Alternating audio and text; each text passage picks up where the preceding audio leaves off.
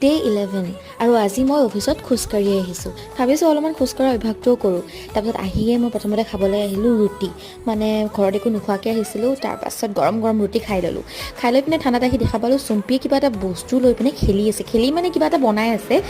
stick টাইপৰ বস্তু খেলিবলৈ বৰ মজা তাৰপাছত ময়ো বনাত লগি গ'লোঁ আৰু মই বনাই ৰেডি কৰিলোঁ এটা টাৱাৰ কিবা হয় নাজানো খেলিবলৈ বৰ ভাল তাৰপিছত বতৰটো যিহেতু ঠাণ্ডা আছিলে মই প্ৰথমতে আনিব গ'লোঁ ধনিয়া মানে এতিয়া বগৰী খুন্দা খাম গোটেইবিলাকে লগ লাগি মই মানে থানাতে বগৰী গছ বহুতডাল আছে আৰু এইফালে বগৰী খুন্দাত লাগি গ'লোঁ মই আপোনালোকে বাৰু বগৰী খুন্দা খাই ভাল পায় নাপায় জনাব দেই মই কিন্তু বৰ ভাল পাওঁ তাৰপিছত সকলোৱে মিলি জুলি আমি বগৰী খুন্দা খালোঁ তাৰপাছত